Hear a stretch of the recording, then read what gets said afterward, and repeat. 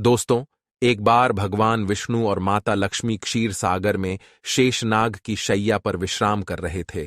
तभी विनता पुत्र गरुड़ उस स्थान पर आ जाते हैं और भगवान विष्णु तथा माता लक्ष्मी से पूछने लगते हैं, हे प्रभु, मैं पृथ्वीलोक का भ्रमण करके आया हूं। मैंने देखा कि पृथ्वीलोक पर अनेक मनुष्य नित्य स्नान करते हैं, किंतु फिर भी दुखी ही रहते हैं। उनके दुखी रहने का क्या कारण है? हे प्रभु, आप मुझे बताइए कि स्नान करने की सर्वोत्तम विधि क्या है? स्नान कब और कैसे करना चाहिए? स्नान करते समय कौन से मंत्रों का उच्चारण करना चाहिए? मेरे मन में इन सभी प्रश्नों को जानने की इच्छा निर्माण हो रही है। गरुड़ जी मां लक्ष्मी से भी पूछते हैं, हे माता, मैंने यह भी देखा है कि अनेक महिलाएं नित्य स्नान करके आपकी पूजा आराधना करती है, किंतु फिर भी उनके घर में आपका वास नहीं होता है। इसका क्या कारण है? गरुड़ जी द्वारा इस प्रकार से प्रश्न पूछने पर भगवान विष्णु कहते हैं, हे पक्षीराज, तुमने उचित ही प्रश्न किया है। स्नान करना अत्यंत आवश्यक होता है। स्नान से ही शरीर शुद्ध होता है। स्नान करने से ही शरीर पवित्र होता है और मनुष्य पूजा पाठ आदि कर्म करने के पात्र बनता है। इसीलिए मनुष्य को नित्य स्नान करना चाहिए। तुम्हारे सभी प्रश्नों के उत्तर देने से पूर्व मैं तुम्हें एक अत्यंत पवित्र कथा सुनाता हूं। उसे तुम ध्यान से सुनो। इस कथा में तुम्हें तुम्हारे सभी प्रश्नों के उत्तर प्राप्त हो जाएंगे। इतना कहकर भगवान विष्णु ने गरुड़ जी को स्नान का महत्व बताते हुए एक कथा सुनाई है, जिसे सभी मनुष्यों को ध्यान से सुनना चाहिए। इस कथा का श्रवण करने मात्र से ही सैकड़ों तीर्थों में स्नान करने का पुण्य मनुष्य को प्राप्त होता है। इसीलिए आप सभी इस कथा को पूरा जरूर सुने। आधा अधूरा ज्ञान अनर्थ का कारण होता है। तो चलिए शुरू करते हैं। भगवान विष्णु कहते हैं, हे पक्षीराज, प्राचीन काल की बात है। मध्य देश में एक अत्यंत सुंदर नगर था, जहां पर एक धनवान सेठ रहता था, जिसकी 3 पुत्रियां थीं। सेठ ने अपनी पुत्रियों को कभी किसी चीज की कमी होने नहीं दी। उसने उन्हें बड़े लाड़ प्यार से पाला था। उसकी पुत्रियां बहुत ही सुंदर और चंचल स्वभाव की थी। एक पिता का जो जो कर्तव्य होता है, वह सभी उस सेठ ने पूर्ण किया। अपनी पुत्रियों को उसने सब कुछ दिया, लेकिन उसने केवल एक गलती की। उसने अपनी पुत्रियों को शास्त्र ज्ञान नहीं दिया। जीवन में सब कुछ पाकर भी उसकी पुत्रियों का जीवन अधूरा था। ज्ञान के बिना कोई भी मनुष्य पूर्ण नहीं होता है। पैसा, संपत्ति, सौंदर्य होकर भी उसकी पुत्रियों के पास वो नहीं था जो प्रत्येक स्त्री के पास होना चाहिए। फिर जब उसकी तीनों पुत्रियां जवान हुई, तो उस सेठ ने उसकी तीनों पुत्रियों का विवाह एक अच्छे कुल में कर दिया। तीनों के पति बड़े बड़े व्यापारी थे और सभी राजमहलों में रहने के लिए चली गई।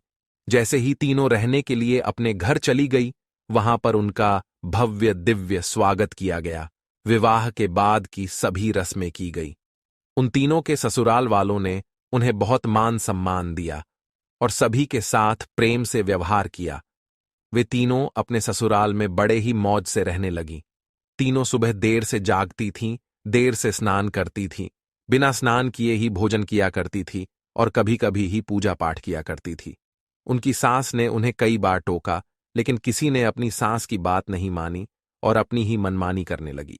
लेकिन जैसे जैसे समय बीतता गया, उन तीनों पुत्रियों के ससुराल में परेशानियां बढ़ने लगीं। तीनों के पतियों को व्यापार में आर्थिक नुकसान होने लगा और धीरे धीरे उनका सारा व्यापार डूबने लगा। दूसरों से कर्ज लेकर वे अपने व्यापार को चलाने लगे, लेकिन फिर भी उन्हें घाटे का ही सामना करना पड़ा, जिससे घर में क्लेश होने लगा। बार बार लड़ाई झगड़े होने लगे। जब से ये तीनों उन घरों में रहने के लिए चली गई थीं, तभी से उनके घर में संकट आने शुरू हो गए थे। उन तीनों बहनों के ससुराल में पैसे की इतनी तंगी हुई कि उन्हें अपना घरदार सब कुछ बेचना पड़ा और वे सभी झोपड़ी में जाकर रहने लगे। लेकिन वे तीनों बहनें झोपड़ी में रहना पसंद नहीं करती थीं। इसीलिए वे अपने ससुराल को छोड़कर मायके में वापस आ गई और अपने पिता के साथ रहने लगी। अपने घर पर आकर भी उन तीनों की आदत नहीं बदली और घर पर आकर भी वह तीनों बहनें बड़े मौज से रहने लगी।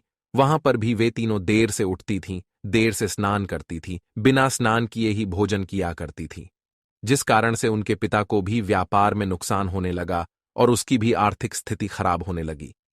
फिर एक दिन उनके द्वार पर भगवान विष्णु एक साधु का रूप धारण करके आ गए। सेठ ने उस साधु का प्रेम से स्वागत किया और उनके पैर धोकर उन्हें प्रणाम किया।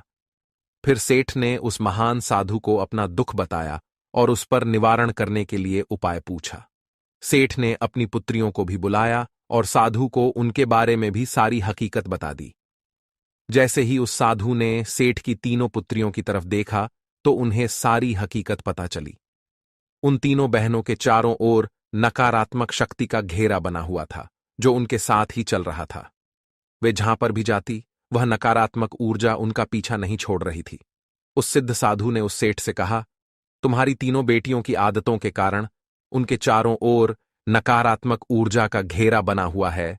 इसी कारण से ये जहां पर भी जा रही है वहां पर केवल दुख और संकट आ रहे हैं। तुम्हारी तीनों पुत्रियां अत्यंत आलसी हैं। ये देर से जागती है, देर से स्नान करती है, बिना स्नान किए ही भोजन करती है और यही वजह है कि उनके जीवन में ये संकट आ रहे हैं। फिर उस साधु ने उस सेठ को और उनकी पुत्रियों को अत्यंत महत्वपूर्ण ज्ञान दिया और उसका नित्य पालन करने के लिए कहा। भगवान विष्णु कहते हैं, हे वत्स, स्नान के 4 प्रकार होते हैं: ब्रह्म स्नान, देव स्नान, आर्षि स्नान, मानव स्नान और दानव स्नान। इन्हें समय के अनुसार वर्गीकृत किया गया है। शास्त्रों में ब्रह्म मुहूर्त में किए जाने वाले स्नान को सर्वश्रेष्ठ माना गया है। ब्रह्म मुहूर्त यानी कि रात्रि का अंतिम प्रहर और सूर्योदय से ठीक 1.5 या 2 घंटे पहले का समय होता है, यानी कि साधारणतः सुबह 4 से 5:30 तक का समय। शास्त्रों में यह समय दिन का सर्वश्रेष्ठ समय माना जाता है क्योंकि इस समय वातावरण में अद्भुत और चमत्कारी ऊर्जा व्याप्त होती है। यह समय देवताओं का समय होता है। इस तरह देवताओं का स्मरण करते हुए ब्रह्म मुहूर्त में किए जाने वाले ब्रह्म स्नान को सर्वश्रेष्ठ स्नान कहा गया है। इस समय स्नान करने से और स्नान के तुरंत बाद सूर्य देवता को अर्घ्य देने से जीवन में सुख, समृद्धि और शांति आती है। दिन भर मनुष्य का तन और मन ताजगी और सकारात्मक ऊर्जा से भरपूर रहता है। ब्रह्म स्नान करने पर मनुष्य रोग तथा बीमारियों से दूर रहता है। उसका शरीर निरोगी और स्वस्थ रहता है। दूसरा है देव स्नान। सुबह 5 से 6 बजे के बीच किया जाने वाला स्नान देव स्नान कहलाता है। सभी पवित्र नदियों का स्मरण करते हुए किए जाने वाले इस स्नान को भी श्रेष्ठ स्नान माना जाता है। इस समय स्नान करने से मनुष्य के शरीर में सकारात्मक ऊर्जा का संचार होता है और सभी प्रकार की नकारात्मकता और बुराई शरीर से बाहर निकल जाती है। इस तरह देव स्नान के समय स्नान करने से तन के साथ साथ मन भी शुद्ध और पवित्र हो जाता है। इस समय पर स्नान करने से धन संपत्ति में वृद्धि होती है। मनुष्य को सभी भौतिक सुख प्राप्त होते हैं। सुबह सुबह जब आकाश में तारे नजर आते हैं उस समय के गए स्नान को ऋषि स्नान कहते हैं।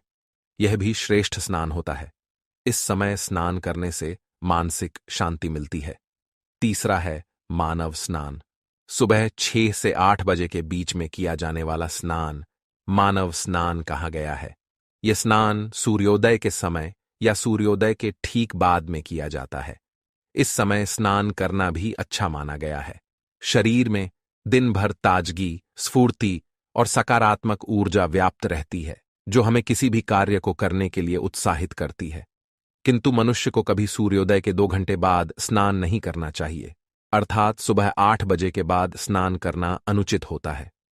इस समय वातावरण में व्याप्त दैवी शक्ति बहुत कम हो जाती है, इसलिए मनुष्य में उत्साह और ऊर्जा की भी कमी दिखाई देती है, जिससे वह दिन भर आलस का अनुभव करता है। पूरे दिन शरीर में सुस्ती सी रहती है और किसी भी काम में मन नहीं लगता है।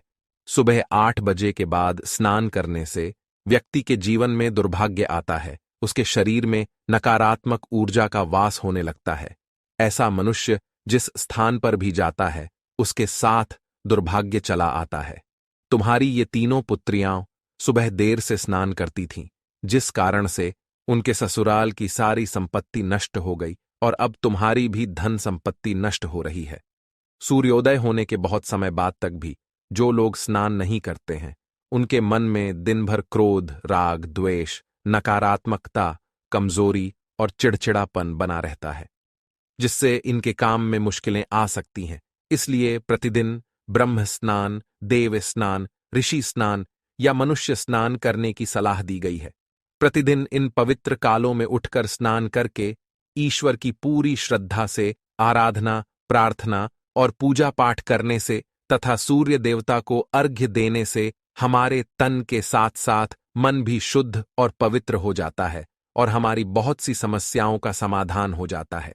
हमारे अंदर से सभी प्रकार की नकारात्मकता दूर होती है और सुख समृद्धि का मार्ग खुल जाता है। संध्याकाल और रात्रि के समय अत्यावश्यक न हो तो बिल्कुल भी स्नान नहीं करना चाहिए। भगवान विष्णु कहते हैं, हे वत्स, अब मैं तुम्हें स्नान करते समय बोले जाने वाले अत्यंत महत्वपूर्ण मंत्र के बारे में बताने जा रहा हूं, इसीलिए तुम इसे ध्यान से सुनो। जो भी इस मंत्र का उच्चारण करते हुए स्नान करता है, उसके सभी पाप उसी क्षण नष्ट हो जाते हैं, उसका दुर्भाग्य भी नष्ट हो जाता है और उसे सुख समृद्धि प्राप्त होती है। वह मंत्र इस प्रकार है, गंगे च यमुने चैव गोदावरी सरस्वती नर्मदे सिंधु कावेरी जले अस्मिन सन्निधिम कुरु। इसका अर्थ है, हे गंगा, यमुना, गोदावरी, सरस्वती, नर्मदा, सिंधु और कावेरी मां, मेरे स्नान करने के जल में कृपया आप सभी पधारिए। इस मंत्र के उच्चारण से सभी तीर्थ स्थानों में स्नान करने का पुण्य मिलता है। इस प्रकार से भगवान विष्णु ने उस सेठ को स्नान का महत्व बताया। फिर सेठ की तीनों पुत्रियों को अपनी गलती समझ में आ गई। वे तीनों अपने अपने ससुराल में रहने के लिए चली गईं और भगवान विष्णु द्वारा बताए गए स्नान के सभी नियमों का पालन करने लगी। तीनों सुबह ब्रह्म मुहूर्त में जाग कर स्नान करने लगी और नित्य सूर्य को जल देने लगी। सुबह नित्य स्नान करने से उनका शरीर पवित्र हो गया और वह नकारात्मक ऊर्जा भी पूरी तरह से नष्ट हो गई। धीरे धीरे उनके पति का व्यापार भी ठीक से चलने लगा और उनका खोया हुआ सब कुछ उन्हें फिर से वापस मिल गया और तीनों बहनें बड़ी ही प्रसन्नता से अपने ससुराल में रहने लगीं। तो दोस्तों, इस प्रकार से हमारे जीवन में स्नान का बहुत अधिक महत्व होता है। इसीलिए हमें रोज सुबह जल्दी स्नान करना चाहिए। सुबह 8 बजे के बाद स्नान करना अशुभ होता है। इस प्रकार से भगवान विष्णु ने गरुड़ जी को स्नान का महत्व बताया है। उम्मीद है आपको यह कथा पसंद आई होगी। वीडियो को लाइक जरूर करें और कमेंट में जय श्री हरि विष्णु और जय मां लक्ष्मी जरूर लिखे। साथ ही चैनल को सब्सक्राइब करें ताकि ऐसी ही आध्यात्मिक जानकारी आपको प्राप्त हो। आप सभी का धन्यवाद।